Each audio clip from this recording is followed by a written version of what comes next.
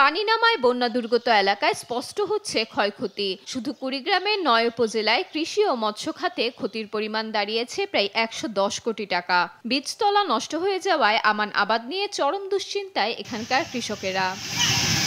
এদিকে ঘরবাড়ি থেকে পানি নামলেও এখনও পানিতে তলিয়ে অসংখ্য কাঁচা পাকা সড়ক। এতে চলাচলে দুর্ভোগ পোহাচ্ছেন বানভাসীরা।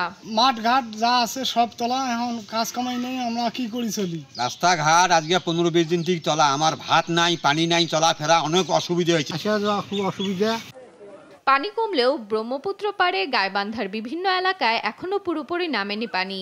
এসব এলাকায় সবচেয়ে বেশি ভোগান্তি গবাদি পশু নিয়ে। চারণভূমি তলিয়ে থাকায় দেখা দিয়েছে গোখাদ্যের তীব্র সংকট। জেলায় নষ্ট হয়েছে ৬,৪৩৬ হেক্টর জমির ফসল। ক্ষতি হয়েছে মৎস্য খাতেও। সব মিলিয়ে জেলায় ক্ষতির পরিমাণ ১০০ কোটি টাকার বেশি। জামালপুরে বন্যার পানি নেমে যাওয়ায় দৃশ্যমান হচ্ছে ক্ষয়ক্ষতি। বন্যার পানিতে জেলায় ক্ষতি হয় গ্রামীণ রাস্তাঘাট, মাছের ঘের, কালভার্ট, সড়ক সহ অনেক বসতঘর।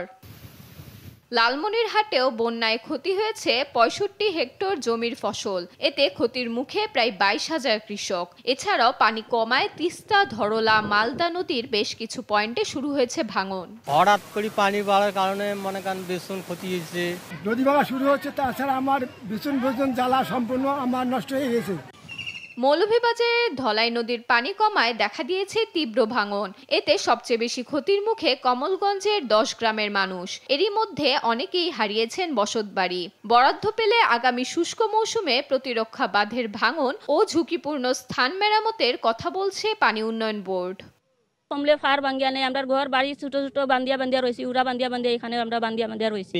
নদী ওই দিকে আসছিল, গাঙ্গে ভাঙতে এখন মনে করুন একদম অবস্থা খারাপ করে লিছে একদম। গাঙ্গে গড় ছাড়াইয়া নেওয়ার পরে ৪বার গড়ে গড়ছি। ইতিমধ্যে আমরা জরিপ করেছি, প্রায় ২.৫ কিলোমিটার স্থান ক্ষতিগ্রস্ত হয়েছে।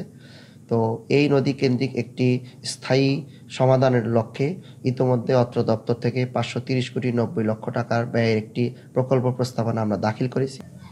নদী ভাঙন প্রতিরোধে স্থায়ী প্রতিরক্ষা ব্যবস্থা গড়ে তোলার দাবি বন্যা কবলিত দুর্গতদের। ফারিহা ইসলাম মিম, নিউজ ডেস্ক, দেশ টিভি।